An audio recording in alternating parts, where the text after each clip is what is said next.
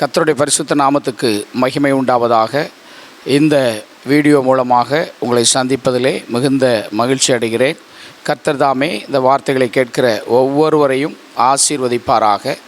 இந்த நாளிலும் தேவன் நமக்கு தந்திருக்கிற வேத வசனம் 2 நாளாகமத்தின் புஸ்தகம் 20ஆம் அதிகாரம் 6வது வசனம். எங்கள் பிதாக்களின் தேவனாகிய கர்த்தாவே, பரலோகத்தில் இருக்கிற நீர் அல்லவோ தேவன், தேவரீர் ஜாதிகளுடைய ராஜ்யங்களாம் ஆளுகிறவர். உம்முடைய கரத்திலே வல்லமையும் பராக்கிரமும் இருக்கிறது, ஒருவரும் உம்மோடே எதிர்த்து நிற்கக்கூடாது.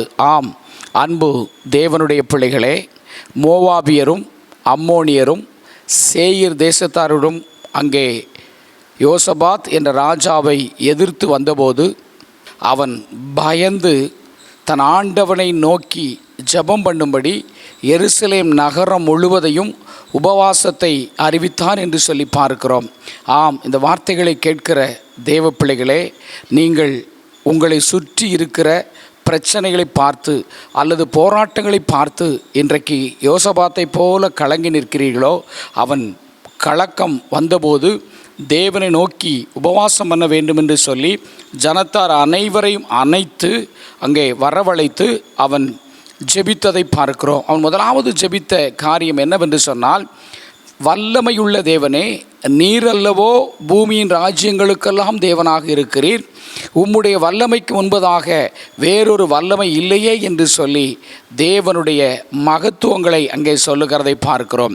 ஆம், அன்பு தேவ பிள்ளைகளே, நீங்கள் சோர்ந்திருக்கும் போது, நீங்கள் பலவீனத்தோடு இருக்கும்போது எல்லாவற்றையும் ஸ்தோத்திரத்தோடு கூடிய ஜெபத்தினாலும் வேண்டுதலினாலும் தேவனுக்கு தெரியப்படுத்துங்கள் என்று சொல்லப்பட்ட வார்த்தையின்படி, இதோ இந்த மனிதனாகிய யோசபாத் அவர்களுக்கு பயந்து இருந்த வேளையிலே தேவனுடைய நீர் சொல்லி துதித்தான்.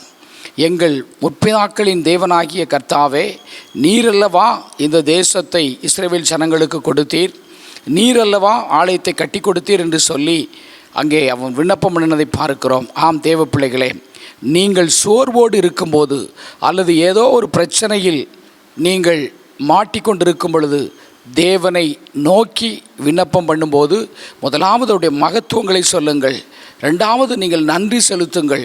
அப்படி நன்றி செலுத்தும் போது கர்த்தருடைய வல்லமை உங்களை ஆளுகை செய்வதை நீங்கள் பார்க்க முடியும். இந்த நாளிலும் இந்த வார்த்தையை கேட்கிற நீங்கள் யாராக இருந்தாலும் பிரச்சனைகளோடு பயத்தோடு இருப்பீர்களானால் இந்த யோசபாத்தை போல நீங்கள் தேவனை நோக்கி விண்ணப்பம் பண்ணுங்கள்.